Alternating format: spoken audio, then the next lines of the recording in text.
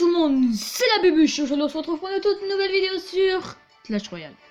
Aujourd'hui les gens, je vais vous présenter 3 différents decks pour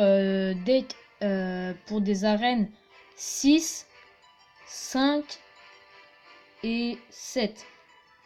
Si je ne me trompe pas. Dont celui d'arène 7, le deck d'arène 7 est le deck que j'utilise d'ailleurs. Alors on va commencer maintenant.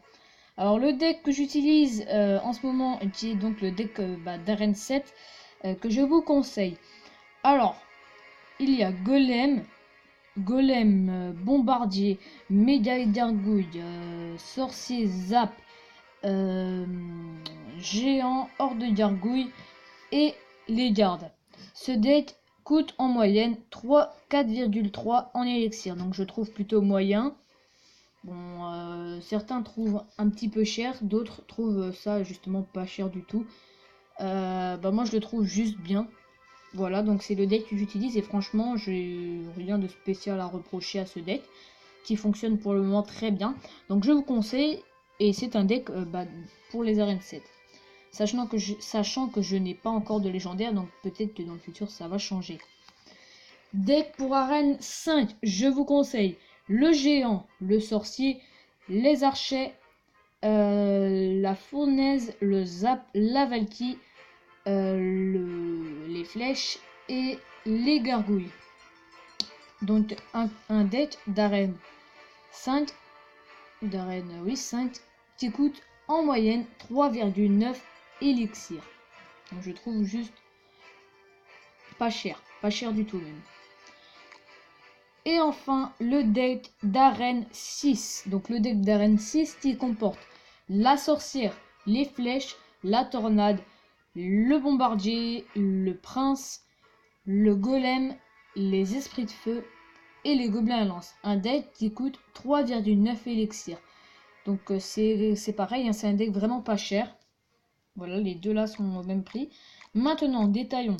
Alors, les tanks, il faut un tank à peu près dans chaque deck. Un tank, qu'est-ce que ça veut dire? Pour ceux qui ne savent toujours pas, c'est par exemple un squelette géant. C'est quelque chose, une carte, une troupe qui a beaucoup de vie et qui va faire à moitié comme un bouclier vivant pour les autres troupes derrière qui attaquent. Genre géant, squelette géant, un petit peu la Valkyrie, géant royal, voilà, et golem. Donc le tank ici, c'est mon golem. Le tank ici, c'est le géant de niveau 5, que je viens de passer niveau 5. Le tank ici, c'est le géant et le golem. Ensuite, il faut tout le temps derrière un tank, en général dans chaque deck, une troupe. Pour par exemple si je joue l'armée squelette ou les petits gobelins avec les petits gobelins à lance et avec les petits gobelins à couteau, ça fait je sais pas combien de fois que je dis gobelins, et les 3 petits squelettes, ou alors il met complètement le cimetière ou l'armée squelette. Faut toujours avoir quelque chose derrière qui fait un dégât de zone pour détruire tout ça avant qu'ils détruisent le golem ou le géant, ou voilà quoi. Alors ici on a quoi? C'est l'esprit de feu et le bombardier. Ici le zap et le sorcier plutôt. Et un petit peu la fournaise. Ici, le sorcier et le bombardier. Ensuite, pour finir, il faut une carte, par exemple, s'il reste très peu de vie à la tour principale adverse et que vous êtes en temps extra, voilà, et que si vous détruisez cette tour, vous avez gagné, et que c'est vraiment très très chaud, et que vos troupes, elles n'arrivent pas à passer, et que vous n'avez rien pour aller attaquer ce qui est en face sans être contré, bien c'est un peu fichu. Alors ici on a quoi? On a les flèches. Ici on a les flèches et le zap.